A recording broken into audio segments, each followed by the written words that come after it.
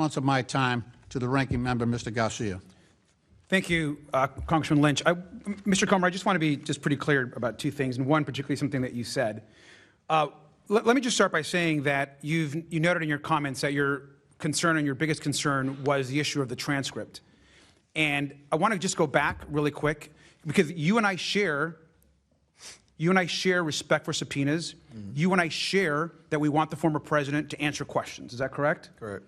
Great. And so does every other member of this committee. We want the former president to answer questions of this committee, and we want not just the former president, but everyone to follow subpoenas of this committee. So let's agree on that. But to be clear, President Clinton, the former president, has submitted a signed declaration. He's offered to sit with you and me and answer questions. He's offered to have staff in the room to transcribe and be there while those questions are being answered. And his request was to do it in a dignified way. Your concern, as you brought up in your last comments, was that he was unwilling to do a recorded transcript. That's actually also not true. And to be clear, there's been public reporting, including in articles that came out over the weekend, that they have not ruled out a recorded transcript. I want to ask the president questions.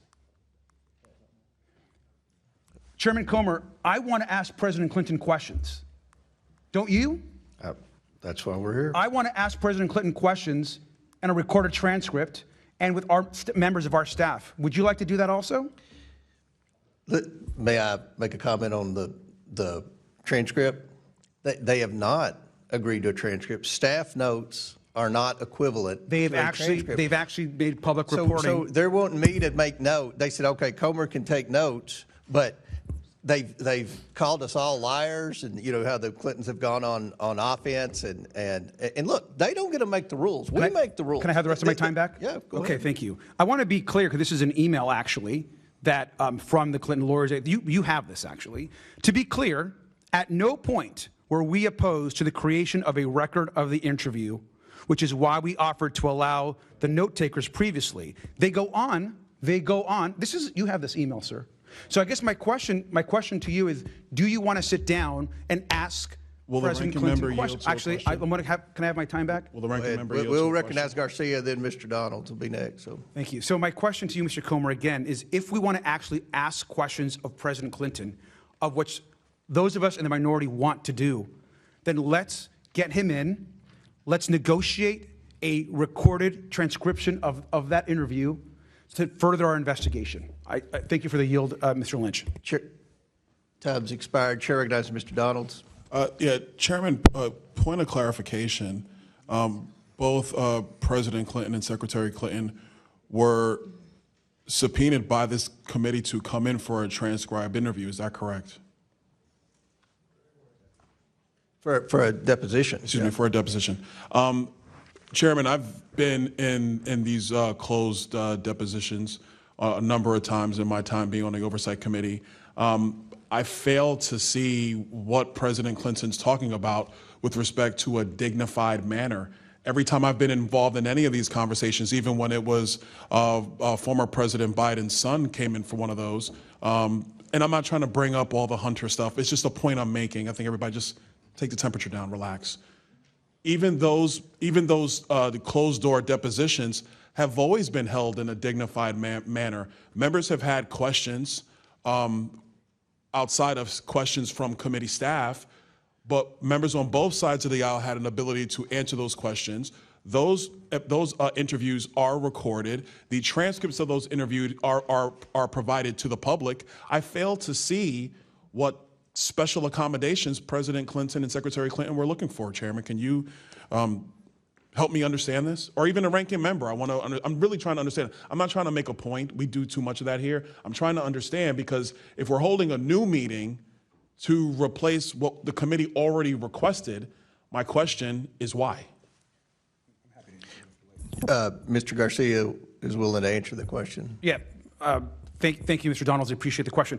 Look, I think the committee first, I'm not here to defend the Clintons, to be clear. That's their job is to negotiate with the committee, and in this case, you have the majority. Their job is to negotiate with the majority on coming in for a binding subpoena, to be clear.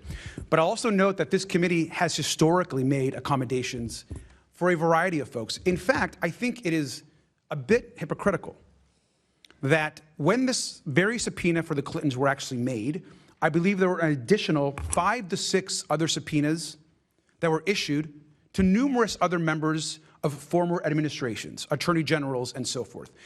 Every one of those other subpoenas, I think maybe with the exception of one, were given special accommodations. In fact, they were actually allowed to just send their responses in writing. Is that correct, Mr. Comer? That is, may I respond to that? Yes, in just 1 second. And so accommodations are made. And so while every other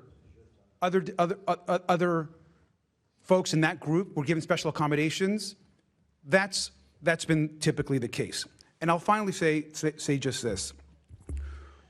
Like you, I want to have President Clinton answer questions. I think they are trying to negotiate that with the majority, and they have been clear that it being transcribed is not an issue. they have not ruled that out. And so let's negotiate with the Clintons, and let's get them to answer our questions. I mean, Chairman, since I guess we're on my time, and by the way, Ranking Member, thank you for that. I appreciate that. Chairman, you were mentioning you were going to inject your commentary with respect to special accommodations that have been made for previous witnesses. I don't know if you want to expound on what the Ranking Member said or not.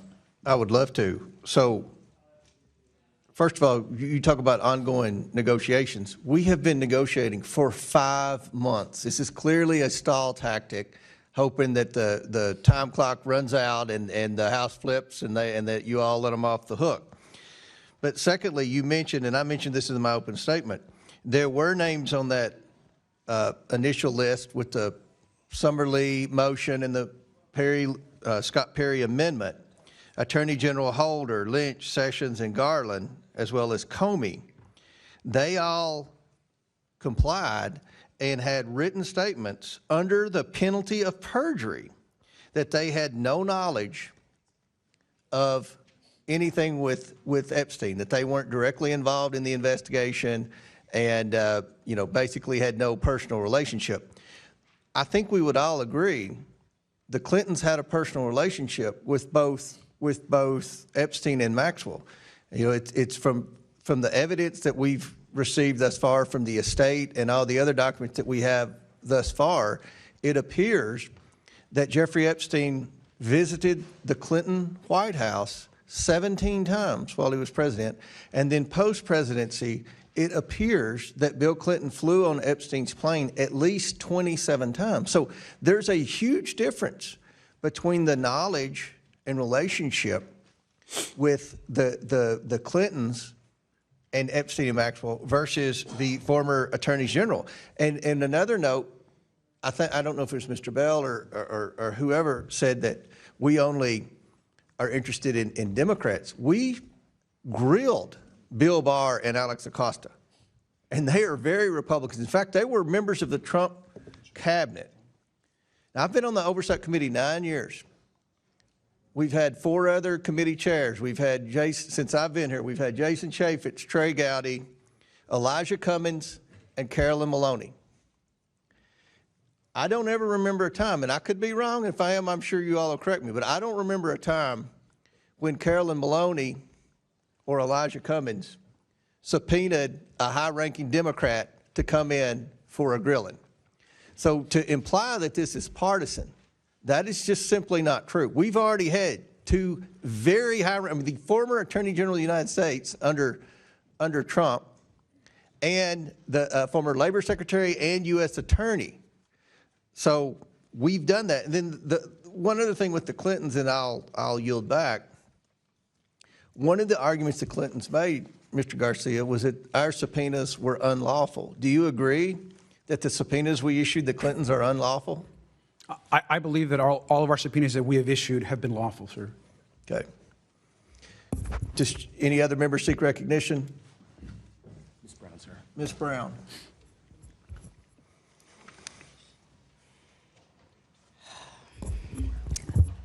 Ms. Brown. Thank you, Mr. Chairman. It's clear to me that the purpose of this meeting today is just to continue this committee's agenda of political theater, plain and simple. Democrats have been very clear, abundantly, repeatedly, and without room for ambiguity. We want to hear from anyone who has information about the Epstein crimes. And yet, when former President Clinton and former Secretary Clinton offered to cooperate with this committee to submit sworn statements, to provide what they know, to engage in good faith, the majority said no. And that's what brings us to why we are really here today.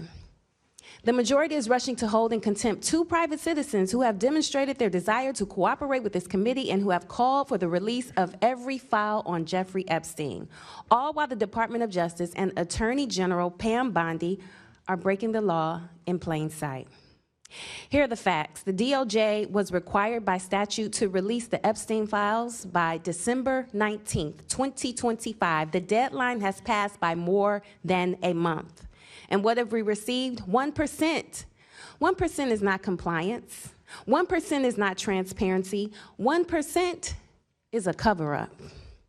What about the 1% they actually release? We've seen redactions that are extensive, unusual, and very likely illegal.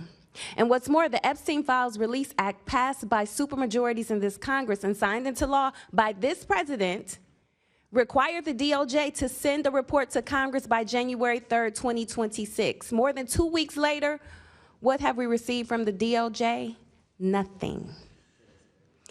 So if my colleagues on the other side of the aisle were really serious about uncovering the truth and government and accountability, we would be demanding answers from the administration. We would be demanding answers from Attorney General Bondi. We would be demanding the release of the 99% of the Epstein files still sitting at the DOJ. So I have some very simple questions. Where is the subpoena for Attorney General Bondi? Where is the hearing on DOJ's failure to comply with the Epstein Files Transparency Act? Where is the accountability for the redactions page after page after page? This vote feels less like oversight and more like a distraction. A distraction from the DOJ's lawlessness, a distraction from a broken promise of transparency, a distraction from the embarrassment of a co-equal branch of government choosing complicity over accountability, and a distraction from survivors who deserve the truth. If this committee is serious, then we must hold the Department of Justice accountable. Release the files, all of them, and stop playing politics with justice. Survivors deserve better. And with that, I yield the balance of my time to the ranking member. Thank you, Representative Brown. I just want to Chairman, I want to just respond to something that you said. I think it's important. First, I just want to